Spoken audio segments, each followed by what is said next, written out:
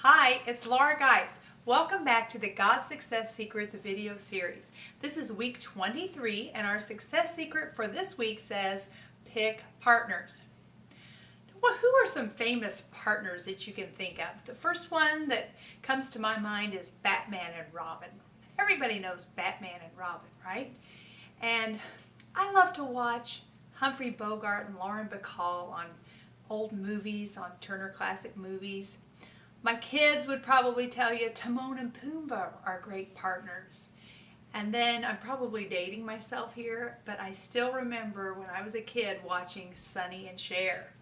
So sometimes when people get together and form a partnership, they can do greater things than they could on their own. I mean, what would Sonny be without Cher after all? Now, not long ago, I decided one area of personal development that I wanted to grow in was in my fitness.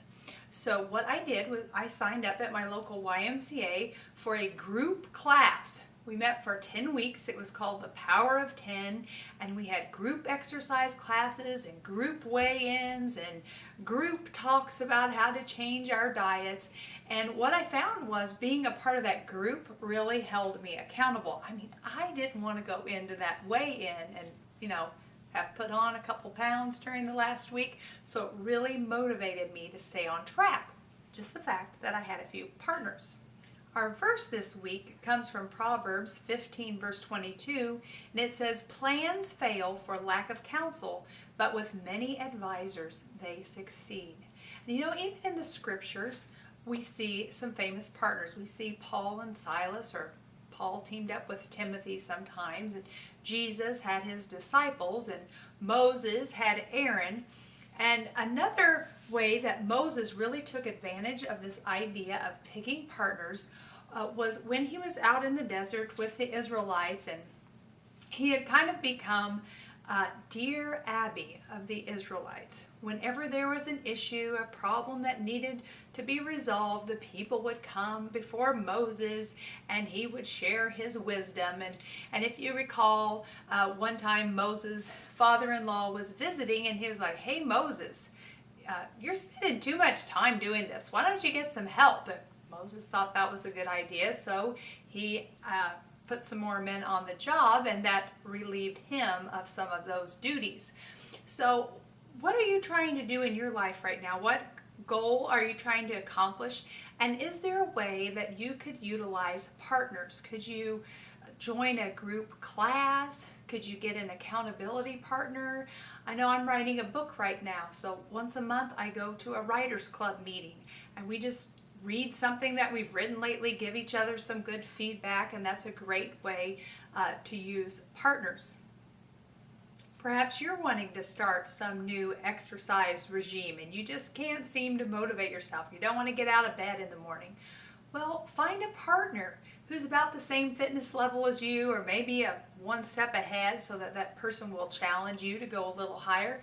But set an appointment time, write it in your calendar, and having that partner will keep you accountable. You won't want them, waiting on the track for you to show up. So it will motivate you to reach that goal. Or if you don't feel comfortable with just a single accountability partner, maybe you want to take a group class. But whatever it is you're trying to do, think about what kind of partners you could use to accomplish that goal, maybe even a little faster. Now, there is one caution with partners. God makes it very clear in His Word that we are not to be unequally yoked with unbelievers.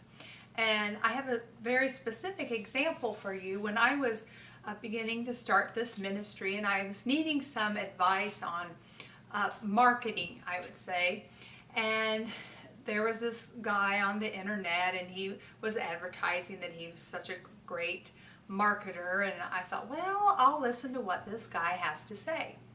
So I had downloaded one of his talks onto my iPod, and I was listening while I was on a walk one evening, and he told this story about being in a business meeting with this other gentleman, and the other gentleman, his wife called in the middle of the meeting, and he said, "Well, could you excuse me just a minute? This is my wife. I really need to take this call." Talked to his wife for a little bit, hung up, and their meeting continued. About 20 minutes later, the phone rang again. It was the guy's wife, and he said, hold on just a minute, I'm sorry about this interruption. I need to take this call. It's my wife. And he took the call, and at this point, the guy who was giving this talk, he said, I was so annoyed. Here this man is putting his wife before me. So obviously he's putting his family before his business. This guy's never going to make it. And that right there, that was a red flag to me. Maybe this isn't the best person for me to associate with, even as, just to get some marketing advice, because I really didn't like some of the business advice he was doling out, because I know when I call my husband, I want him to take the call. So I was thinking the whole time he's telling this story that he's going to tell us how great it was that this guy's still putting his family first, but oh no, he was frustrated with the guy for taking the call from his wife. So be cautious about that being unequally yoked. But this week, get out your journal, and remember we're on week 23, and write down your success secret, which is pick partners, and think about that goal that you set, 23 weeks ago now?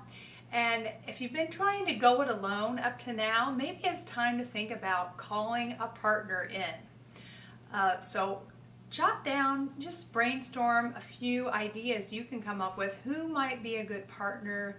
Who has done this before me that could help me out? Who would motivate me? Who would hold me accountable? Jot down some of those names and then contact somebody this week. Find yourself a group or an accountability partner that will really speed you on the way toward your goal. And that's this week's Success Secret, and I'll see you next time.